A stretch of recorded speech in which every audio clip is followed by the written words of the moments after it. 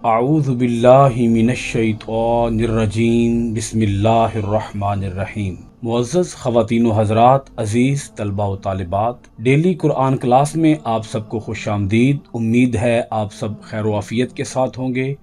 آج کا ہمارا سبق سورہ النساء پارہ نمبر 4 آیت نمبر 3۔ اس آیت مبارکہ میں اللہ رب العالمین نے یتیم بچیوں کے حقوق کی ادائی کا حکم دیا۔ ایک بہت بڑا عالمگیر مسئلہ تعدد ازدواج یعنی بیویوں کی تعداد کا مسئلہ بیان فرمایا۔ ایک مرد کو بیک وقت اپنے نکاح کے اندر 4 بیویاں رکھنے کی اجازت دی، اس شرط کے ساتھ کہ وہ اپنی 4 بیویوں کے اندر عدل اور انصاف سے کام لے سکے۔ اور ساتھ ہی اس آیت مبارکہ کے اندر اللہ پاک نے یہ شرط بھی عائد کر دی کہ اگر تم ان 4 بیویوں میں انصاف نہ کر سکو تو 3 بیویوں پر اکتفا کرو، اور اگر 3 میں عدل نہ کر سکو تو 2 پر اکتفا کرو، اور اگر تم 2 میں عدل نہ کر سکو تو 1 پر اکتفا کرو۔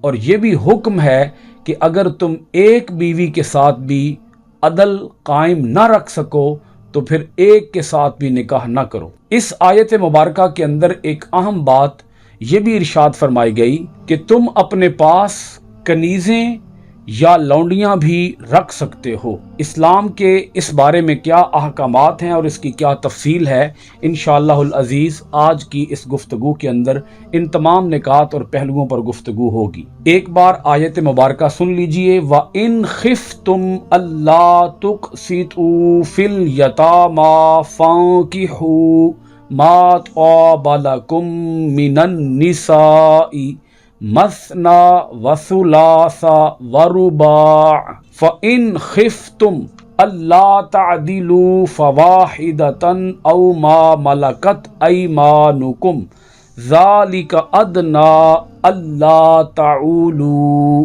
اب سب سے پہلے اس کا لفظی ترجمہ سماعت فرمائیے۔ واو اور ان اگر، خفتم تم ڈرو، اللہ کہ نہ، تقسطو تم انصاف کر سکو گے، فی الیتامی یتیم بچیوں کے معاملے میں، فانکحو تو نکاح کرو، ما جو طاب پسند آئیں، لکم تمہیں، من النساء عورتوں میں سے، بریکٹ کے اندر آ جائے گا ان کے علاوہ، مثنا 2 سے، وثلاثا 3 سے، ورباع 4 سے۔ فَإِنْ خِفْتُمْ پھر اگر تمہیں یہ اندیشہ ہو، اللہ تعدلوا کہ تم ان میں عدل نہیں کر سکو گے، فواحدتن تو پھر ایک ہی، او یا ما جو ملکت مالک ہوں، ایمانکم تمہارے دائیں ہاتھ، ذالک یہ، ادنا زیادہ قریب ہے، اللہ تعولو کہ تم ظلم نہ کرو۔ اب آپ ربط آیات سماعت فرمائیے گا۔ پچھلی آیات کے ساتھ اس آیت کا ربط اور تعلق کچھ اس طرح سے ہے کہ اللہ رب العالمین نے سورۃ النساء کی آیت نمبر 1 اور 2 کے اندر تقوی کا حکم دیا، مساوات کا حکم دیا، رشتوں کو جوڑے رکھنے کا حکم دیا، اور اسی کے ساتھ اللہ پاک نے یتیموں کے مال میں نا انصافی سے منع کیا۔ اس آیت مبارکہ کے اندر اللہ پاک نے یتیم بچیوں کے بارے میں ایک انتہائی اہم حکم جاری فرمایا۔ عرب کے معاشرے کے اندر لوگ یتیم بچیوں کے ساتھ نکاح کرتے، اور اس کے پیچھے ان کا بنیادی مقصد یہ ہوتا کہ وہ یتیم بچی بہت زیادہ مالدار ہوتی۔ جب وہ یتیم بچی کے ساتھ نکاح کرتے تو اس کا حق مہر ادا نہ کرتے، اور اسی طرح جب وہ اس کی بیوی بن جاتی تو اس اپنی بیوی کے ساتھ وہ نا انصافی کرتے، اس کے اوپر وہ بے جا اور طرح طرح کے مظالم ڈھاتے۔ اس کے سر پر باپ کا سایہ تو ہوتا نہیں تھا، وہ یتیم بچی ہوتی تھی، تو اس یتیم بچی کے اوپر جس کو وہ اپنی بیوی بنا لیتے تو بطور بیوی وہ اس کو مظالم کا نشانہ بناتے۔ اللہ پاک نے حکم ارشاد فرمایا، وَإِنْ خِفْتُمْ أَلَّا تُقْسِطُوا فِي الْيَتَامَىٰ اور اگر ڈرو تم اس سے کہ نا انصاف کر سکو گے تم یتیم بچیوں کے معاملے میں تو ان سے نکاح بھی نہ کرو، یہ بریکٹ کے اندر آئے گا، تو ان سے نکاح نہ کرو۔ آگے سنیے گا، فَانْكِحُوا مَا طَابَ لَكُم مِّنَ النِّسَاءِ، نکاح کرو جو پسند آئیں تمہیں ان کے علاوہ دوسری عورتوں سے، ان یتیم بچیوں کے ساتھ تم نکاح نہ کرو، اور اس کے علاوہ جو معاشرے کے اندر اور عورتیں ہیں ان کے ساتھ تم نکاح کرو، تاکہ ان یتیم بچیوں کے معاملے میں تم نا انصافی سے بچ سکو، ظلم سے بچ سکو۔ عرب کے معاشرے کے اندر ایک ظلم یہ بھی ہوتا تھا کہ لوگ یتیموں کی سرپرستی کرنے سے تو نا انصافی ہو جانے کے ڈر سے گھبراتے تھے کہ یتیموں کی سرپرستی کرنے سے ہم سے نا انصافی نہ ہو جائے، لوگ اس سے گھبراتے تھے، لیکن زنا کی پرواہ نہ کرتے تھے۔ انہیں بتایا گیا کہ اگر تم نا انصافی کے اندیشے سے یتیموں کی سرپرستی کرنے سے گریز کرتے ہو تو زنا سے بھی خوف کرو، اور اس سے بچنے کے لیے جو عورتیں تمہارے لیے حلال ہیں ان سے نکاح کرو اور حرام کے قریب مت جایا کرو۔ اسی طرح عرب کے معاشرے کے اندر ایک رواج یہ بھی تھا، لوگ یتیموں کی سرپرستی میں تو ناانصافی کرنے سے ڈرتے تھے، لیکن بہت سے نکاح کرنے میں کچھ خطرہ محسوس نہیں کرتے تھے۔ انہیں بتایا گیا کہ جب زیادہ عورتیں نکاح میں ہوں تو ان کے حق میں نا انصافی سے بھی ڈرو، جیسے یتیموں کے حق میں نا انصافی کرنے سے ڈرتے ہو، اسی طرح اگر تمہاری عورتیں زیادہ ہوں تو ان کے حقوق کی ادائیگی نہ کرنے سے بھی تو ڈرو۔ عرب کے معاشرے کے اندر زیادہ عورتوں سے نکاح کرنا یہ ایک رواج تھا۔ حضرت اکرمہ رضی اللہ تعالی عنہ نے حضرت عبداللہ ابن عباس رضی اللہ تعالی عنہما سے روایت کیا کہ قریش 10 بلکہ اس سے بھی زیادہ عورتوں سے نکاح کرتے تھے، اور جب ان کا بوجھ نہ اٹھا سکتے تھے تو جو یتیم لڑکیاں ان کی سرپرستی میں ہوتی ان کے مال خرچ کر ڈالتے۔ اس آیت مبارکہ کے اندر اللہ رب العالمین نے ہر قسم کے غلط رواج کو مسترد کر دیا ہے، اس سے منع فرما دیا ہے کہ جتنی یہ قباحتیں اور برائیاں تمہارے معاشرے کے اندر پائی جاتی ہیں، ان تمام برائیوں کو جڑ سے اکھیڑ پھینکو۔ نہ تو یتیم بچوں پر ظلم کرو، نہ یتیم بچیوں پر ظلم کرو۔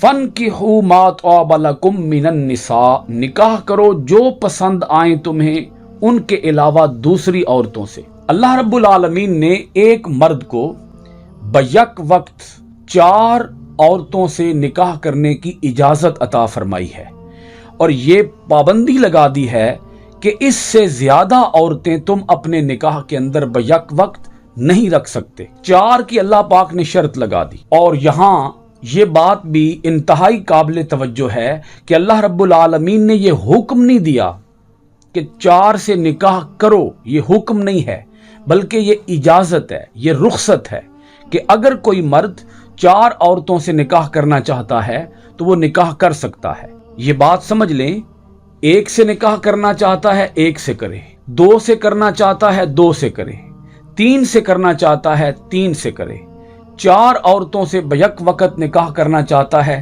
4 سے کرے۔ یہ حد آ گئی، 5 عورتیں کوئی بھی مرد اپنے نکاح کے اندر نہیں رکھ سکتا۔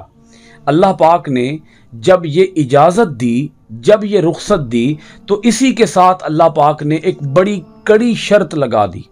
اسلام دین فطرت ہے، اسلام اپنے ماننے والوں کو محض عیاشی کی اجازت نہیں دے سکتا، اسلام اپنے ماننے والوں کو محض شہوت رانی کی اجازت نہیں دے سکتا، اسلام اپنے ماننے والوں کو محض بے حیائی، فحاشی، عریانی اور شیطانیت کی اجازت نہیں دے سکتا۔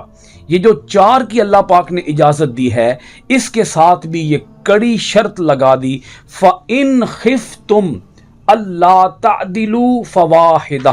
اللہ پاک نے فرمایا اگر تمہیں اندیشہ ہو کہ تم ان میں عدل نہ کر سکو گے تو پھر 1 سے ہی نکاح کرو، فواحدہ، پھر 1 ہی سے نکاح کرو، پھر 2 سے بھی نکاح نہ کرو۔ اسی لیے میں نے گفتگو کے آغاز میں کہا کہ اگر کوئی 1 سے بھی عدل نہ کر سکے تو وہ 1 سے بھی نکاح نہیں کر سکتا۔ اب اس عدل سے کیا مراد ہے؟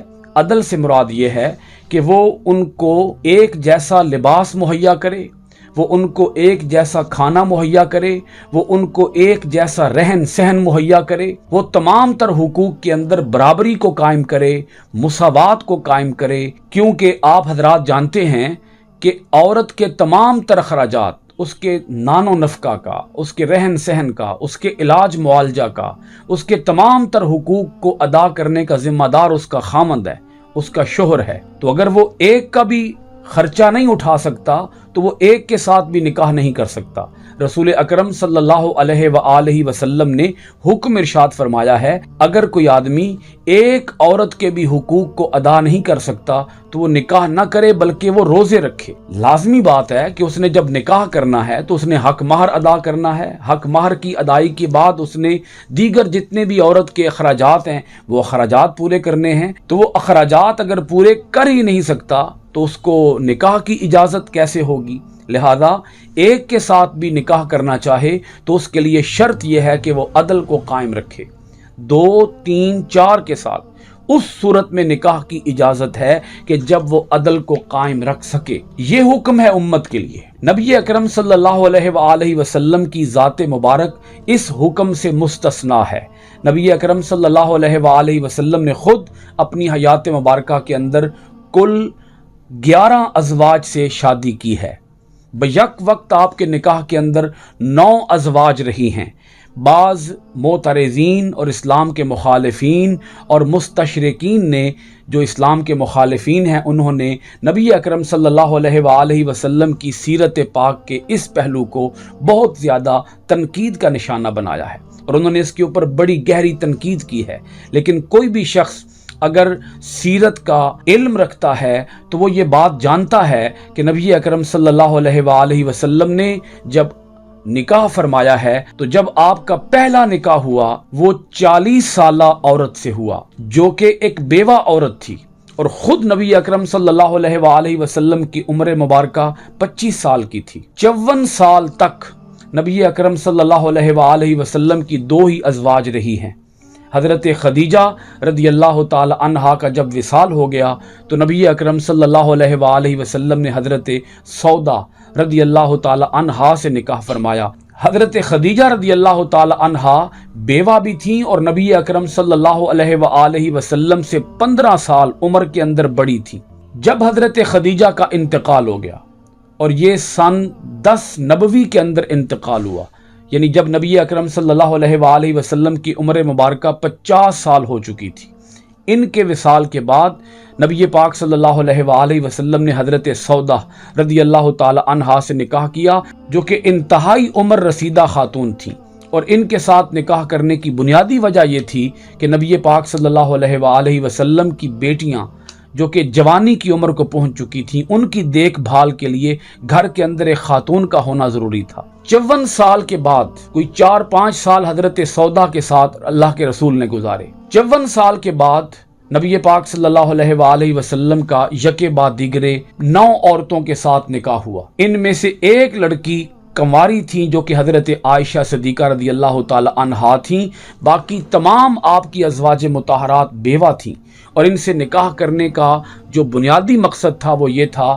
تاکہ اسلام کی دعوت کو عام کیا جا سکے اور اسلام کے لیے معلمات تیار کی جا سکیں۔ امت کو وہ رہنمائی جو کہ خواتین کے متعلق تھی، وہ رہنمائی ان ازواج مطہرات کے ذریعے ہی کی جا سکتی تھی۔ اس لیے یہ اعتراض کرنا کہ نبی اکرم صلی اللہ علیہ وآلہ وسلم عورتوں کی طرف میلان رکھتے تھے یا آپ کو نکاح سے کوئی دلچسپی تھی، یہ اعتراض بالکل بے بنیاد اور بے جا اعتراض ہے، کیونکہ نبی پاک صلی اللہ علیہ وآلہ وسلم نے 54 سال کی عمر میں باقی ازواج 9 ازواج سے اگر نکاح فرمایا ہے تو اس کی غرض و غایت آپ سب کی سمجھ میں آ رہی ہوگی کہ اتنی ادھیڑ عمر کے اندر خواتین کے ساتھ نکاح کرنا یہ دینی مقاصد کے پیش نظر تھا۔ اس کے اندر کئی دینی، ایمانی اور اسلامی مصلحتیں کار فرما تھیں جن کے پیش نظر آپ نے یہ نکاح فرمایا، اور ہم سب کا بحیثیت مومن یہ ایمان ہے کہ رسول پاک صلی اللہ علیہ وآلہ وسلم کا کوئی عمل بھی اللہ کے حکم کے بغیر نہیں ہوتا تھا۔ آپ صلی اللہ علیہ وآلہ وسلم نے اپنی زبان اقدس سے کوئی لفظ بھی ادا کیا ہے تو اللہ تعالیٰ کی مرضی اور اذن اور اجازت کے ساتھ ادا کیا ہے۔ آپ نے جتنی ازواج مطہرات کے ساتھ نکاح کیا ہے اس نکاح کے اندر اللہ تعالیٰ کا حکم، اللہ تعالیٰ کا اذن شامل حال تھا۔ اب آیت مبارکہ کی طرف آ جائیں۔ میں نے عرض کیا کہ ایک مومن کے لیے 4 عورتوں سے بیک وقت نکاح کرنا جائز ہے، اس شرط کے ساتھ کہ وہ ان چاروں کے اندر عدل اور انصاف قائم رکھ سکے۔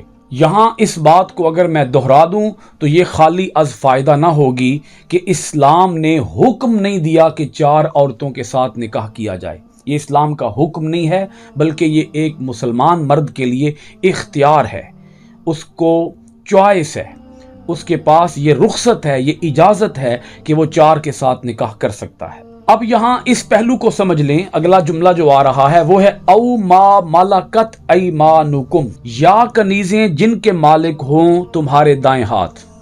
اس کا مطلب یہ ہے اسلام کے آغاز میں کنیزوں کو اپنے گھر میں رکھنا جائز تھا۔ اسلام نے دور غلامی کو ختم کیا ہے، اسلام نے دور غلامی کو رواج نہیں دیا، اسلام نے گھروں کے اندر کنیزیں رکھنے کو پسند نہیں کیا، بلکہ رسول اکرم صلی اللہ علیہ وآلہ وسلم کی تعلیمات سے، قرآن و حدیث سے یہ بات ثابت ہوتی ہے کہ غلاموں کو آزاد کرنے کے بڑے فضائل بیان کیے گئے۔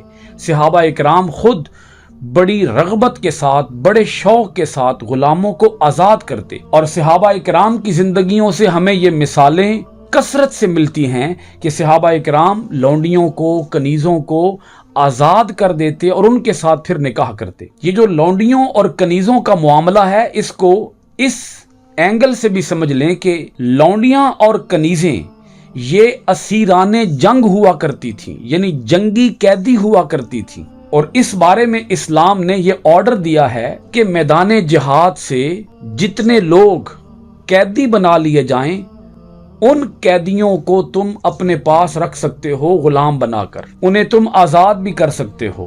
حقیقت یہ ہے کہ اسلام نے ہی دور غلامی کو ختم کیا ہے، اسلام نے ہی کنیزوں اور لونڈیوں کے اس رواج کو ختم کیا ہے۔ لونڈیوں اور کنیزوں کو آزاد کر کے، غلاموں کو آزاد کر کے آغاز اسلام کے اندر اس بات کی اجازت دی گئی تاکہ جنگی قیدیوں کے اندر جو خواتین قید ہو کر آئیں، بجائے اس کے کہ انہیں اسلامی حکومت کے اوپر بوجھ بنایا جائے، ان کو افراد میں تقسیم کر دیا جائے تاکہ وہ ان کی دیکھ بھال کر سکیں، تاکہ وہ ان کی سرپرستی کر سکیں، اور وقت آنے پر تاکہ انہیں آزاد کیا جا سکے۔ تو اسلام کے آغاز میں اس بات کی اجازت دی گئی، بعد ازاں یہ اجازت ختم کر دی گئی، اور صرف ایک ہی صورت باقی رکھی گئی، اور وہ صورت باقی رکھی گئی نکاح کی۔ نکاح کے علاوہ جتنی بھی اور صورتیں تھیں ان تمام صورتوں کو اسلام نے یکسر منع کر دیا، اس کی روک تھام کر دی، تاکہ اسلام کے اندر کسی بھی دوسرے راستے کو جائز نہ سمجھا جائے۔ اسلام کے اندر جو جائز راستہ ہے وہ صرف اور صرف نکاح کا راستہ ہے، اور اس کے اندر بھی یہ کڑی شرط لگا دی گئی کہ عدل قائم رکھا جائے۔ عدل سے مراد کیا ہے؟ عدل سے مراد یہ ہے کہ بیوی کے تمام تر اخراجات ادا کیے جائیں۔ اب آیت مبارکہ کا آخری ٹکڑا سماعت کیجئے گا، ذالک ادنا اللہ تعولوا، یہ زیادہ قریب ہے اس بات کے کہ تم ایک ہی طرف نہ جھک جاؤ، مطلب یہ ہے کہ تم سے ظلم نہ ہو۔ اس جملے کے اندر اللہ رب العالمین نے نکاح کے اندر ایک بیوی رکھنے کے فوائد بیان کیے ہیں کہ اگر تم ایک ہی عورت کو اپنے نکاح کے اندر رکھو گے تو یہ بات زیادہ قریب ہے کہ تم سے ظلم نہ ہو، کیونکہ جب تمہاری 2 بیویاں ہوں گی تو ان کے اندر ظلم ہونے کا اندیشہ موجود ہے، نا انصافی کا خطرہ موجود ہے، اور اگر ایک ہی بیوی ہوگی تو عدل کرنے میں آسانی ہوگی۔ اگر تم زیادہ عورتوں سے نکاح کرو گے تو اس صورت میں تمہارے اوپر اخراجات کا بوجھ بڑھے گا، تمہاری ذمہ داریاں بڑھیں گی، اور پھر آگے چل کر مسئلہ یہ بھی بنے گا کہ جب تمہاری بیویاں 2 3 4 ہوں گی تو اس صورت میں تمہارا بال بچہ بھی زیادہ ہوگا، اولاد بھی زیادہ ہوگی، اور جب اولاد بھی زیادہ ہوگی تو یہ بھی اخراجات کا بوجھ تمہارے اوپر آئے گا، کیونکہ اولاد کے تمام اخراجات یہ بھی باپ کے ذمے ہی ہوتے ہیں۔ اس لیے اللہ پاک نے اس ایک نکاح کی، ایک بیوی سے نکاح کی افادیت کو، اہمیت کو آیت کے آخری حصے کے اندر بیان فرما دیا۔ بنیادی طور پر اس آیت مبارکہ کے اندر اللہ رب العالمین نے یتیم بچیوں پر ناانصافی کرنے سے روکا، ظلم کرنے سے روکا، اور بیویوں کی تعداد کے مسئلے کو انتہائی خوبصورتی کے ساتھ اللہ پاک نے اجاگر فرما دیا کہ اسلام 4 سے زیادہ کی اجازت کسی صورت بھی نہیں دیتا، اور 4 کی اجازت بھی اس شرط کے ساتھ دیتا ہے کہ تم ان کے اندر عدل اور انصاف کر سکو۔ اسلام نے کسی صورت بھی نا انصافی اور ظلم کو پسند نہیں کیا۔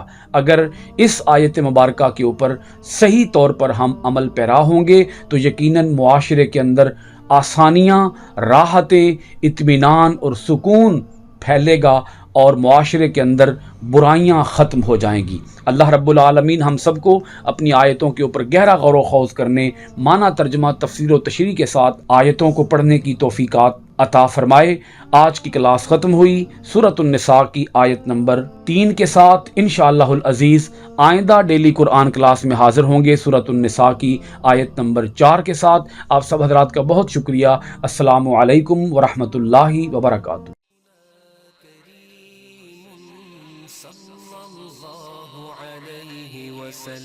سيدنا كريم صلى الله عليه وسلم، سيدنا كريم صلى الله عليه وسلم، سيدنا كريم صلى الله عليه وسلم۔